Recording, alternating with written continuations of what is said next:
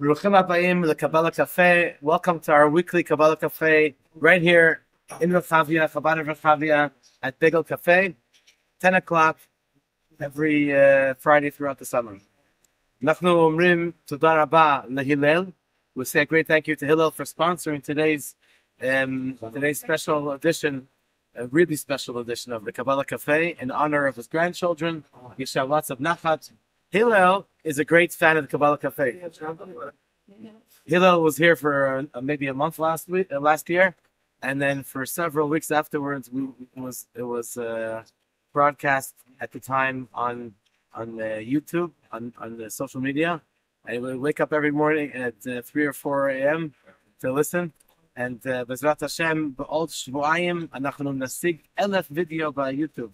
In about 2 weeks, we're going to complete 1,000 videos, Bezrat Hashem, on our YouTube channel. Big thanks to Mordechai and Raya, Yeshakoach, and that's a great accomplishment. What's it called, the YouTube? Chabad Rechavia. Search Chabad Rechavia. We have a number of playlists.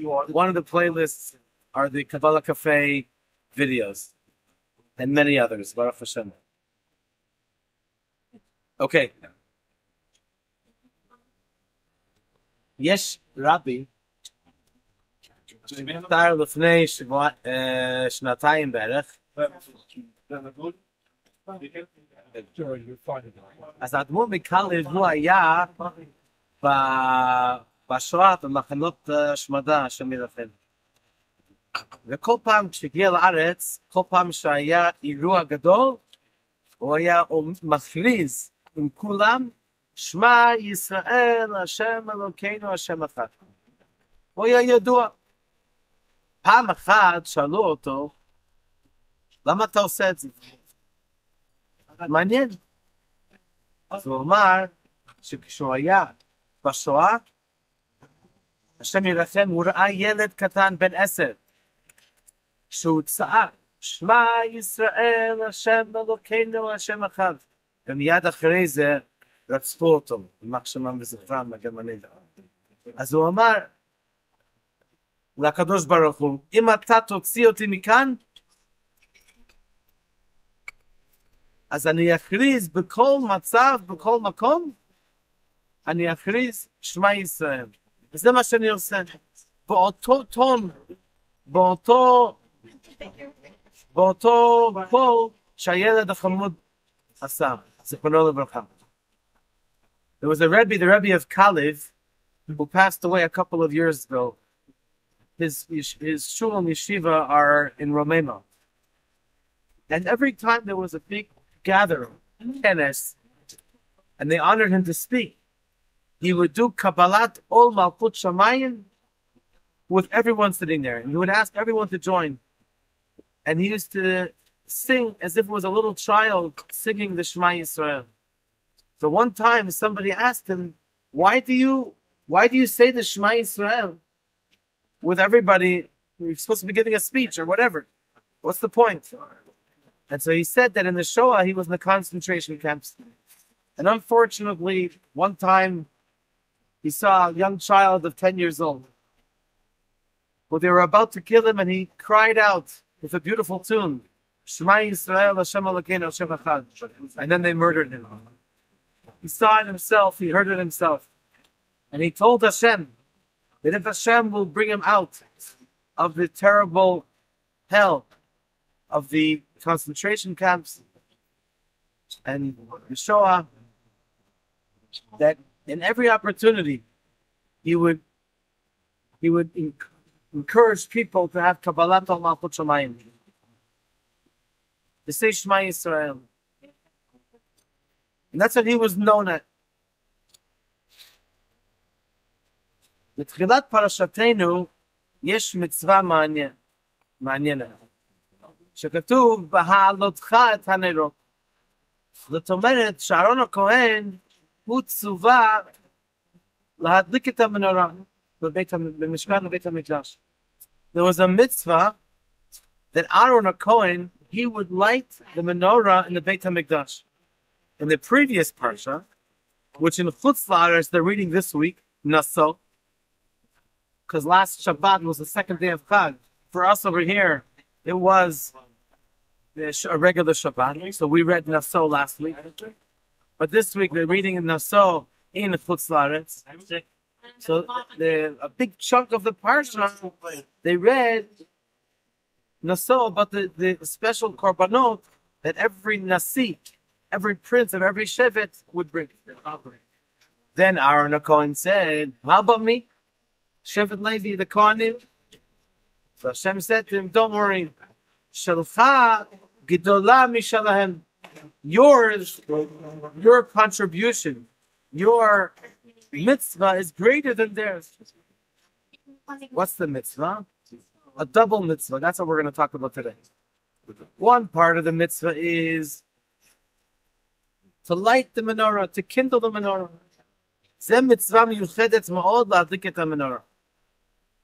But then we have another mitzvah. It's called hatava, lehetiv et hanerot. We have lahadlik et hanerot, to light the candles, and then you have lehetiv. Literally means to make it better, like tov, milashon tov. How do you make it? Lachshir. How do you prepare? That was the title that I wrote on the message. To prepare the menorah, you have to take out the wicks from the previous day. You have to take a little napkin or a little towel or a wipe and wipe it around, and it becomes clean.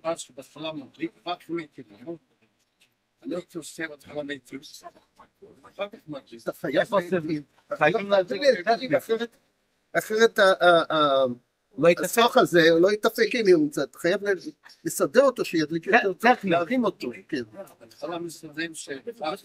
בדיוק. מרימים את התפקיד. נכון. בדיוק. בתחילת המתים. זה הכשרה, הכנה. When you want to prepare it, the menorah to be lit, so you need to clean it properly, set the wicks, and everything should look proper. So there's a very interesting halacha. באמת, זה מצווה לכהן. אבל מה קורה אם הכהן לא מוכן או לא יכול? אז ההדלקה יכולה להיות גם בישראל. זה נקרא בהלכה כשרה בזר. אבל ההקטבה חייבת להיות רק על ידי הכהן. The lighting of the menorah, both the preparing and lighting, should be with the Kohen. The Kohen should be doing. But if the Kohen was busy or they wanted to get someone else to prepare to help out, so the lighting of the menorah is allowed to be with a regular Yisroel, a regular Jew. But the preparation has to be only with the Kohen. נשאלת השאלה, לכאורה צריך להיות הפוך. הכנה, מה זה הכנה? זה סתם טכני.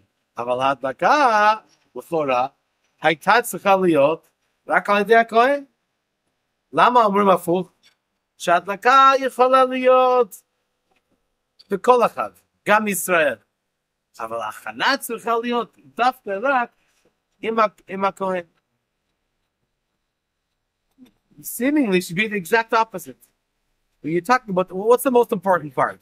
The preparing or the lighting? The lighting. So if there's a question if one of them should be okay with a regular Yisroel, which one should that be? The preparing, the hachshara, the hatava, the cleaning, the preparing. And the lighting should be...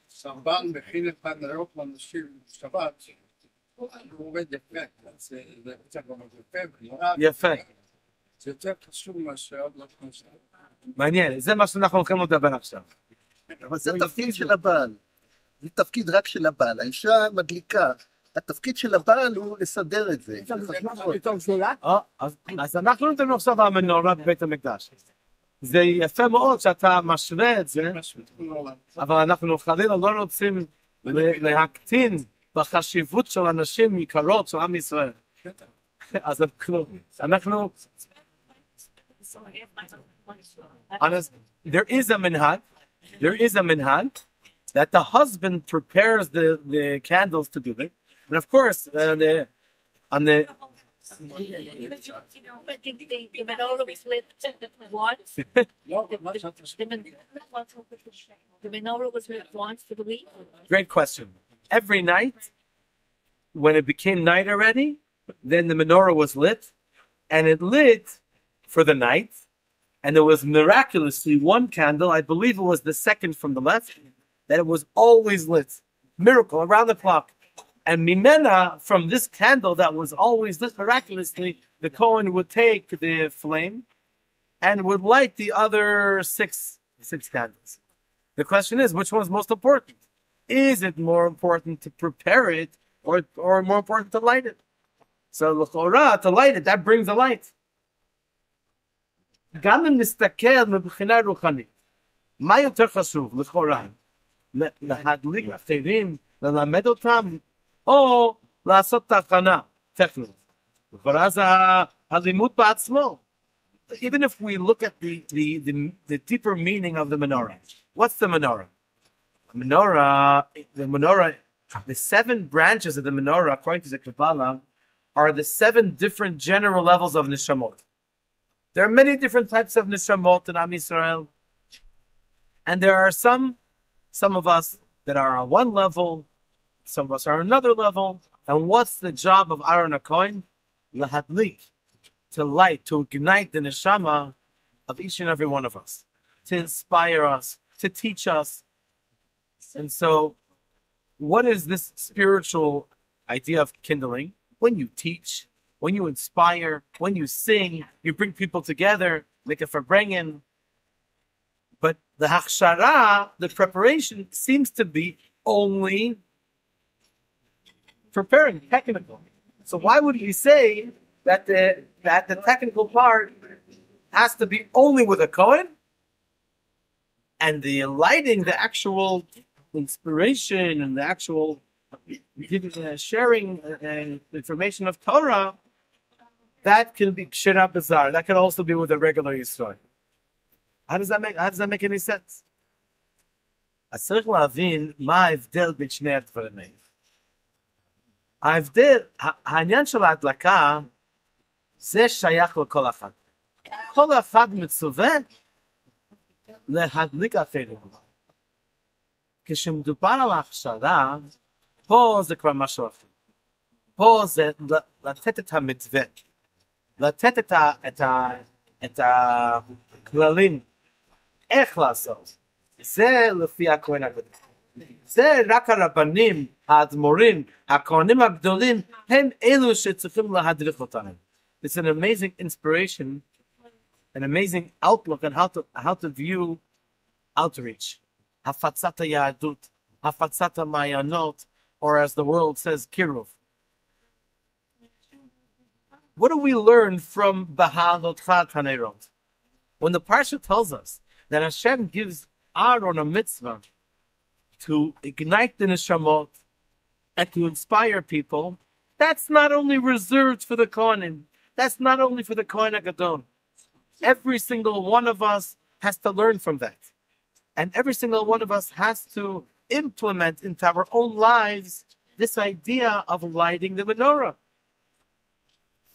Each and every one of us has a neighbor, or a family member, or someone, a business acquaintance, that we are the only one in the world that can have an effect on them.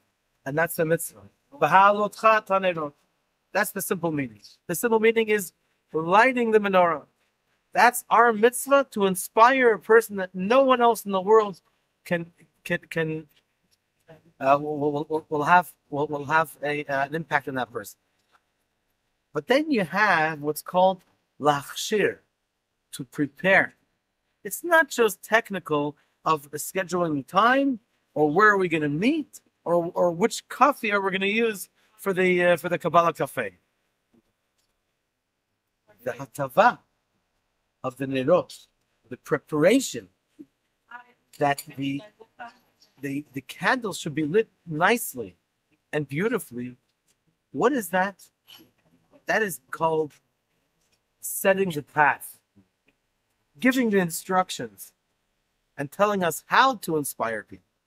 That's reserved only for the Kohen HaGadol, or in our generation for the Rabbanim, for the Tzadikim, the Rebbis of the generation. That is reserved for them to give us an instruction of how how we can reach every person, how we can touch the heart of every person. And that's why the hatava, the preparation, can only be with a Kohen, or the Kohen Gadol. The lighting itself can be also with a Zar, also with a Yisroel. מכאן אנחנו לומדים עד כמה חשוב שאנחנו צריכים לדעת הכוונה. איך לעשות דברים כל כך מיוחדים כמו לשתף אחרים עם קדושה ויהדות. From here we see how important it is to have direction on how to inspire other people. It's not just everyone does whatever we feel, whatever we think. That we always, in every generation, there are its own challenges, and we always have to see, as far as direction and inspiration, how can we do it in a proper way? How can we stand up to the challenges of this specific time and our own generation, and to, as we're going to see soon, and to be able to give over to others in the proper way, with the proper direction, to inspire them in whatever way we can.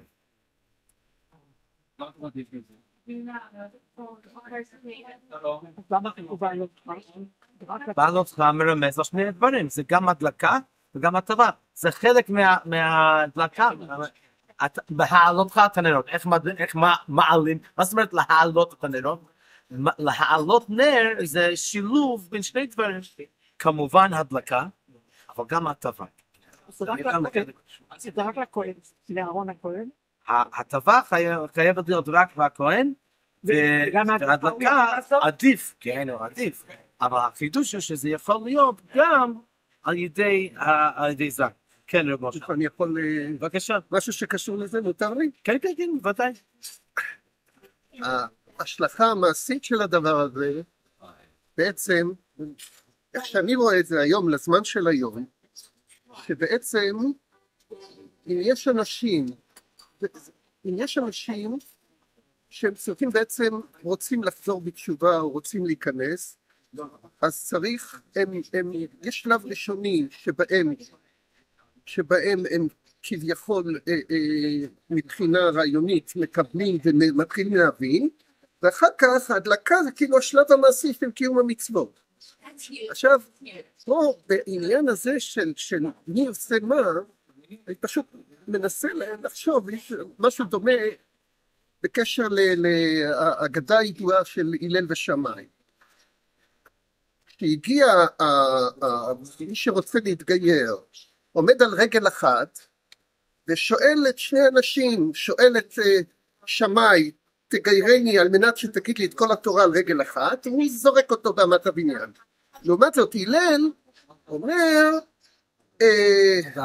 מה דלך שניא לחברך לא תעביד, מה ששנוא עליך לא תעשה. זאת אומרת, מה שהוא אמר בעצם, שמה שקשור לבין אהבה, בין אהבת לרעך כמוך, כל המצוות שבין אדם לחברו, זה בעצם כבר כל התורה.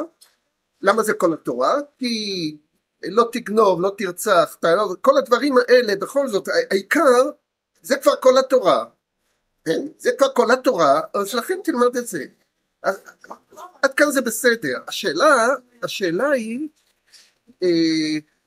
למה שמאי, מה שמאי אומר על זה? אם זה דברים נכונים, שזה באמת, האם שמאי גם חושב שזה באמת כל התורה או לא? עכשיו פה זה ההבדל, ואני רואה פה את ההקשר. למה ההקשר? כי זה השלב שבו מישהו רוצה ללמוד משהו, ואתה הולך להכשיר אותו לקראת זה. עכשיו זה החלק של הרבנים, של זה, שאחד נותן, ועובדה שבסופו של דבר, הגר הזה התגייר. למה? כי הוא משתכנע. במילים אחרות, מה ששמאי עשה, אם לא היה הלל, היינו מפסידים אותו, נכון? בעצם, זה שני גישות, אתה אומר, ואם יש את הגישה הנכונה, אז כן נוכל לקרוא. עכשיו, הטבה כן קשורה לזה. יפה. זה הדרך שבו אתה עושה דברים כדי שבסוף הוא ידליק את הנר. What the Moshe is saying is that we see from here in the famous story of the person that wanted to convert. He came to Shammai he told him, teach me the Torah on 1 foot. Shammai pushed him away and Hillel brought him close. So Shammai and Hillel represent these two different approaches. And what you can say is these are both part of the hatava, the hakshara. If you have, we're not saying anything negative about Shammai. There are two different approaches. Just Shammai is a tzaddik. He also had an approach. But it all depends on the approach. It's not only about the practical thing. Okay, he's coming closer. But it's also a very important part of it here is about the approach, how we view it, and to the extent that if Hillel wasn't around, we would never have this convert, unfortunately. So Baruch Hashem, Hillel was there to make the proper akshara. Okay. אז מה זאת אומרת להדליק את הנרות? שניהם שני סוגים של הכשרה. אוקיי, אז בעצם מה זה נקרא להדליק? איך אנחנו אמורים לעשות ההדלקה? דבר ראשון, להאמין בעצמנו, ודבר שני, להאמין בשני. After all, what are we doing? We are going to ignite someone, their neshama. The neshama is yearning, their soul is yearning for us to inspire them. So if you and I, we're preparing ourselves, we know about someone that is crying out, even if they themselves don't even know yet that they're crying out, but we can hear the neshama crying out. So there are 2 steps over here. We have to know how to be madlik, how to ignite their neshama. Step number 1 is to believe in ourselves, that we have the potential to actually do it. If you have a candle and you want to light another candle, if you don't think that the candle can light another candle, then you're not even going to bring it closer to the other wick, because you don't believe that the fire is going to catch to the other wick. So once you're convinced, once you and we are convinced that we do have the power to inspire someone else, that's step number 1. Step number 2 is to believe in the other person. To believe in our friend, to believe in our colleague, that they do have the potential. So you can have a candle and say, you know what, the other wick is not really sticking out, so it's not really going to catch. Try. Give it a chance. And sometimes you tried, it didn't work. Who cares? Maybe the wick is too wet. Maybe you need to dry it up, and it's lakshir. That's lakshir. Maybe you need to prepare it. And it's not 100% ready yet to be ignited. And in the metaphor of us inspiring someone else, sometimes the person needs talking to it on a soft, in a gentle way.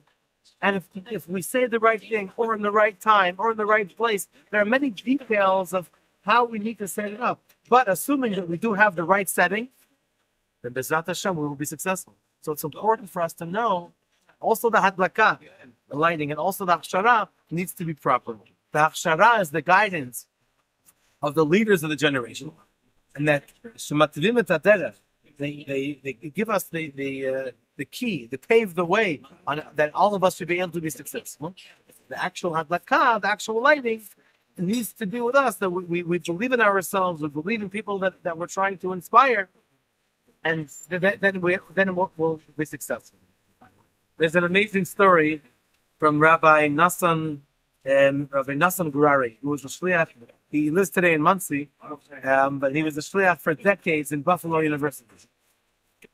And this is way before Chabad on campus, or for that matter, I think almost any organization on campus was very popular. I believe that campus outreach is the most important, crucial shlichut in the world. On many levels. Let's start from the students. It's the hardest time to inspire them. They're both into their learning, and they're also into their philosophical rebellion, social pressure. Also, they're only there for a couple of years, maximum 4 years, and you're the shliach. You finally, hopefully, succeed to get the guy inspired, and then he's already gone. So it's very, very difficult. I really take off my hat to all of my friends, not my kippah, just my hat, to all of my friends that are on campus, and do amazing, amazing work. And so Rabbi Gerari had the chance to get to know him when I was a shliach in New City. It's next to the Muncie. He actually came here to Chabad of Rechavia. He spoke here a few times. An amazing, amazing shliach. And so this is years ago, maybe in the 70s, 60s. He was in Buffalo University, and he's preparing for Yom Kippur. So he tells some of his friends, we're going to have a minyan. He just was able to get 2 or 3 students to come for Kol Nidrei. Can you imagine? Kol Nidrei. It's heartbreaking. Can't even have a minyan for Kol Nidrei. Matzah. But that's part of the Mesiras Nefesh, self-sacrifice of doing shlichut in a hick town, on a campus. Okay, the next morning, he gets 9 people to come with him. So Baruch Hashem, they come, they start having shacharit, and davens the Shmona Esrei. He turns around, they all left. they took advantage of him having lots of kavanah for the Shmona Esrei. He couldn't do the Chadarat Hashatz. He couldn't do Kriyat Torah. He couldn't do Yizkar. He couldn't do Musaf. The Avoda. It was very, very sad. He was heartbroken. And then he tries to spend the next several hours on trying to invite as many students as possible. He was able to get 8 students to come. So they're getting close to Ne'ilah. And the time is ticking. And he starts going around the campus. And he goes to the cafeteria. And he sees a guy with a Jewish nose. And he says, my friend, please come. You're the 10th person. He says, okay, I don't mind coming. But they have the best menu for now. And I can't miss it. The best menu. So here's Rabbi Gerari, a real chassid, and what's he supposed to do? Yom Kippur, Ribono Shel Olam, the climax, the highest day of the year, the highest time of Yom Kippur, right before Ne'ilah. He said, okay, I'll wait for you. And he's standing over there, and the guy is eating, and he's not doing it quickly. He's taking his time because it's his best menu. So he's taking his time, and the Hashemesh Shokat, the sun, the Sharim, the gates of heaven are closing, and he's waiting and waiting, and finally he finishes his good meal, and he comes with Rabbi Gerari to the shul on campus, and they start davening the Ilah, and they're davening. And then they hear one of the people in the shul crying, sobbing like a baby. And that was that individual, young man, that student. The Rabbi Gerari, I think, did Mesiras Nefesh, mamash, to bring this neshama back. He ended up sending him to Hadar Torah in Crown Heights, Baal Tshuva Yeshiva, and he became a full Baal Tshuva. And his friends would call him Mr. Ne'ilah. And the neshama, which came back to Hashem because there was a Rav who was so sensitive in igniting the neshama, lahadlik. According to the Kohen HaGadol, the Rebbe of the generation, our Rebbe, gave Rabbi Gerari the tools and the guidance and the inspiration how to be madlik, how to inspire, how to awaken the neshama. That was a great care to be able to lachshir, to do the preparation, and also the advocate. And so, I think the story speaks for itself, but it's definitely an inspiration for us that we should also be part of it. האמת היא שזה קשור גם לסוף הפרשה. בסוף הפרשה אנחנו לומדים, קוראים על אלדד ומידד שמתנבאים במחנה. בתחילה יהושע הלשין למשה עליהם. מה זאת אומרת? רבינו משה הוא היחיד. אמר משה רבינו לא. Umi ten et kol am Hashem Nevi'im. Who will give Eldad and Meidad at the end of the parsha? They were given prophecy for in the Machaneh. That seems to be a little. Yeshua was offended for Moshe. What do you mean? Tomorrow's Chumash. The Chumash that we're going to read tomorrow. Moshe Rabbeinu, maybe it's the end of today and the beginning of tomorrow. Moshe Rabbeinu says, Yeshua said to Moshe, these guys shouldn't be doing Nevuah, prophecy. Moshe Rabbeinu said, what do you mean? I wish everybody were Nevi'im. I wish all of Am Yisrael were prophets. What does that mean? On one hand, you have a manhig, a melech, a leader, a king. On the other hand, you have prophets. Answer it, and by prophets, everybody could be. A king, there's only one. A manhig, there's only one. The answer is a little bit of a difference. Manhig, a king or a leader of Am Yisrael, that really there's only one.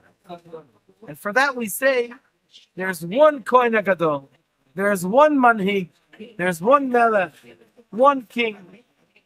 And this king has to give us the guidance on how we are supposed to spread Yiddishkeit and bring an inspiration to so many more people. Nevuah is a little different. Nevuah, true, there aren't many people that are Nevi'im. But when Mashiach comes, we're all going to be Nevi'im. We're all going to be prophets. We're all going to be, we're all going to have this divine inspiration to be able to connect to Hashem on a higher level. But that's okay for everybody to have. So let's not confuse the two. We have the Hatava, we have the Hatlaka. The Hatava is the preparation, that's the guidance, that's from the Melech, or the Manhig, the king, or the leader of Am Yisrael. Then we have different levels in people actually lighting the menorah and lighting the neshama of our friends and our colleagues. So I want to finish off with an amazing story. There's a person that lived here in Rechavia. Unfortunately, he's not alive anymore. He wrote a famous book called The Prime Ministers. Yehuda Avner. I had the chance to speak with him. And Yehuda Avner, he passed away. His wife passed away recently, but he passed away like 5 or 6 years ago. A very, very special man. So when Prime Minister Begin came to see the Rebbe on his way to